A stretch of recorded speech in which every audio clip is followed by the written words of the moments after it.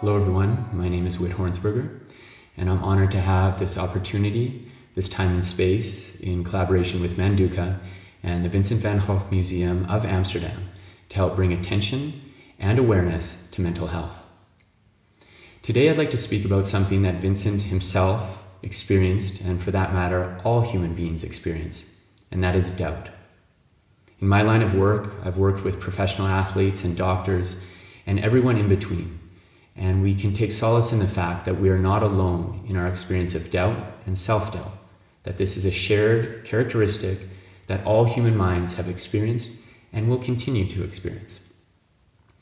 It's important to understand, with regard to doubt, that it is an intrinsic aspect of the survival mechanism that we have inherited from our ancient animal ancestors.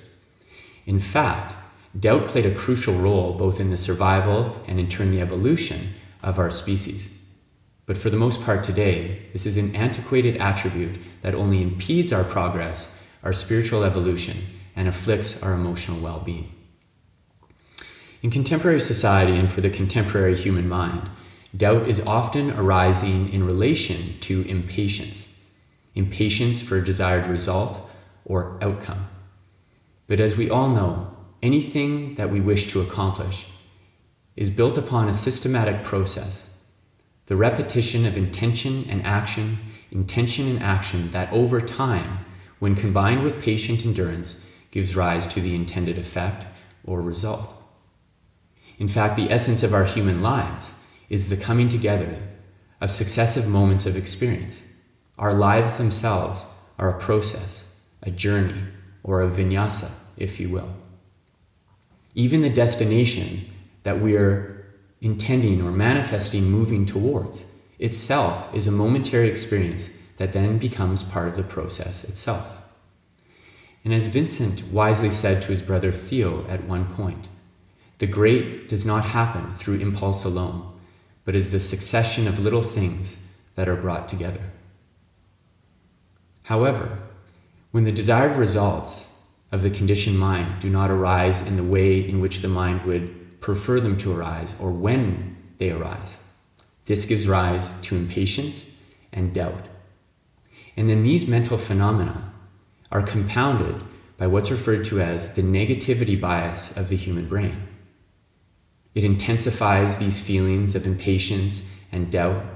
The negativity bias also highlights past mistakes, failures, and losses. It also exaggerates future obstacles. The result is that simple doubt can easily transform and morph into crippling self-doubt, feelings of unworthiness, fear, and a mistrust of life. And yet paradoxically, the attempt to get rid of fear or get away from fear only empowers it, for after all, what we resist persists. So our practice and our journey through life, the process of life, is about moving towards doubt and befriending doubt, holding space for it. And as we do so, as we open to the experience of doubt, we begin to see doubt for what it really is, a temporary phenomena, a temporary visitor of the human mind. Just as the Buddha experienced on the night of his awakening, doubt came to visit the Buddha as well, but he recognized that this was just a temporary visitor and not a defining characteristic of who he was or of the human mind itself, but an object of consciousness. So in our practice today, I would like to share with you a Buddhist practice referred to as metta or loving kindness that will allow the mind and the heart gradually over time, with patient endurance, to begin to hold space for doubt. Once again, the more that the mind tries to push away, which is an understandable reaction, the more that doubt is empowered to afflict and influence the mind. So as radical and counterintuitive as it is to the animal brain that we have inherited, our practice is, through loving kindness, to befriend this doubt. In the practice of metta, we work by reciting silently the phrases of metta within the mind. And so today we're going to work with 4 phrases. The first is, may I be filled with loving kindness, or may I be filled with metta. And metta is the ability, the innate ability of the mind that we're reawakening to befriend unpleasant experience. So the first phrase, may I be filled with loving kindness. The second phrase, may I meet this moment with acceptance. The third phrase, may I befriend doubt, fear, and unworthiness. And the fourth, may I be filled with trust and patient endurance. So, for this meditation, once we come into relative stillness and invite the windows of the eyes to close, I will guide you into this practice, and I will say the phrases out loud, leaving space after each one for you to recite them and repeat them silently within the mind. So let's take a moment to settle in to relative stillness in a comfortable seated position if we're not quite there.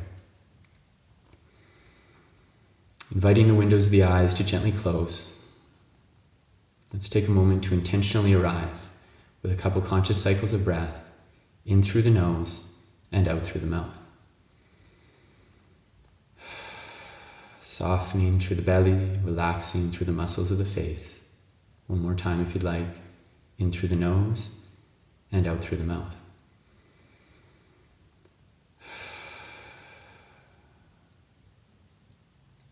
And then from there, allowing the breath to normalize, let's just take a moment to check in with the physical body, how it is in this moment, as best we can without trying to change or fix things.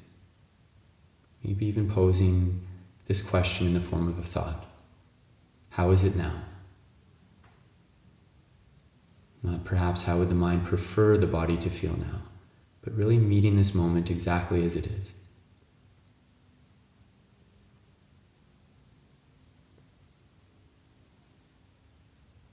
And then taking a moment to look at the mind as best we can without trying to change or manipulate anything, without having to finish the storyline of each thought and emotion. Just noticing what's here. Maybe doubt is arising, maybe fear, maybe the mind is calm or planning. Beginning to rest in the seat of witness consciousness and mindful, impartial awareness.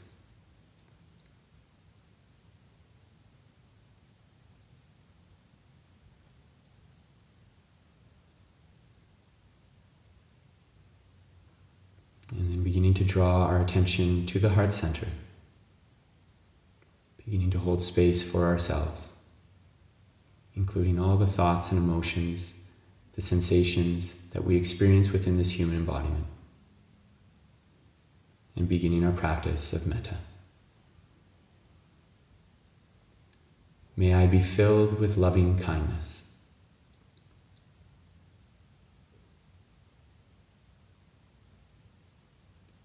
May I meet this moment with acceptance.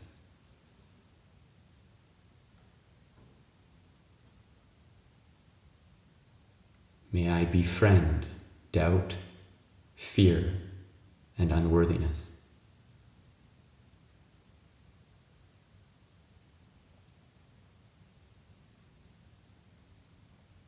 May I be filled with trust and patient endurance.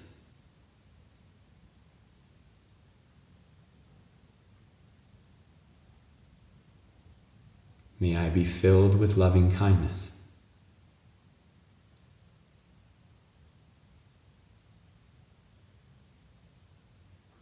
May I meet this moment with acceptance.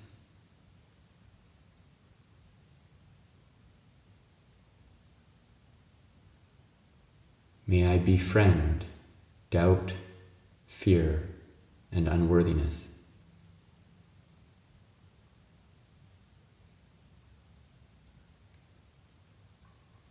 May I be filled with trust and patient endurance.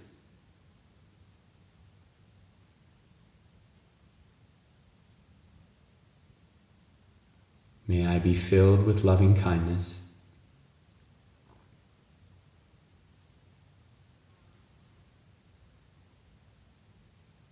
May I meet this moment with acceptance.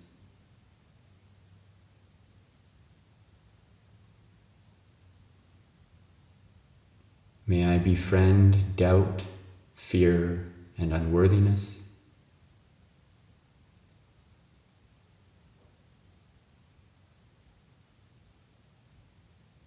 May I be filled with trust and patient endurance.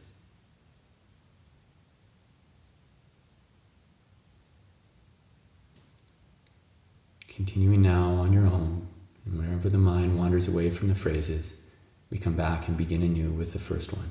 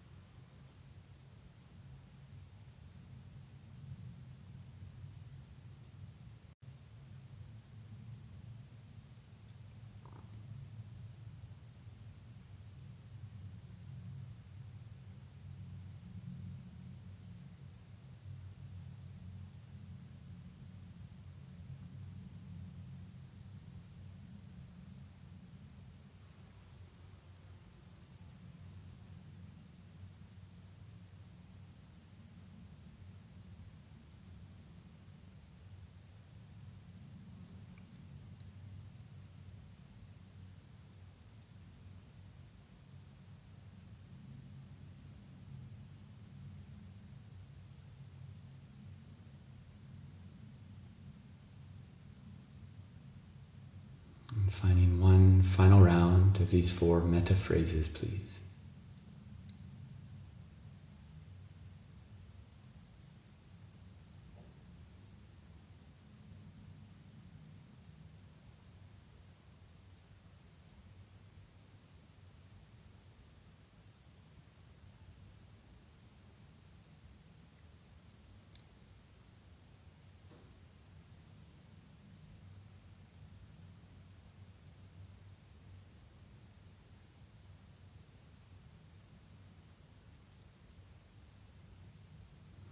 Taking our time upon completing that 4th and final phrase, soft inhale through the nose, soft exhale out the mouth, releasing the metta practice for the time being,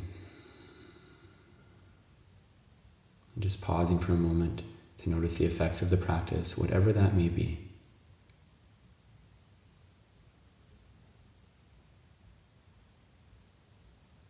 And then if it feels comfortable for you in closing your practice, we'll bring the hands to prayer at the heart center, allowing the chin to tuck and the head to kindly bow. And may all beings everywhere be filled with loving kindness. May all beings everywhere meet each moment with acceptance. May all beings befriend doubt, fear, and unworthiness.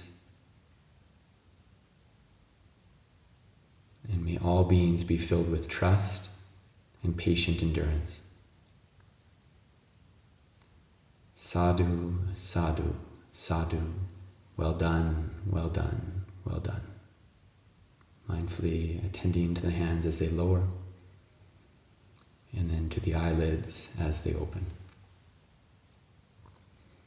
Okay, thank you everyone for your time and your practice, your presence. As the Buddha taught in the first ever sermon he gave to his monastic following, he said, patient endurance is the supreme practice for freeing the heart from suffering. And we can look at that as patient endurance is the supreme practice for all of life itself. As Mother Teresa once said, we can't all do great things, but we can all do small things with great love. And combined with patient endurance, if we continue to attend to each moment, each small act and intention with great love, over time those will add up to become the great of which Vincent was speaking about. So once again, thank you everyone for your time. Please always recognizing that doubt is part of this embodiment. We're not here to try to get rid of it. The more we do try to push away from it or run away from it, the more we empower it. So as radically counterintuitive as it may feel at first, Our practice is to befriend these unpleasant mind states such as doubt, fear, unworthiness, even anger.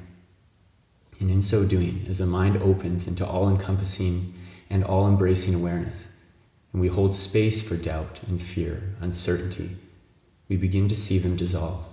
We see their true nature, that they are just temporary phenomena, temporary visitors that come and go, arise and dissolve. So once again, thank you.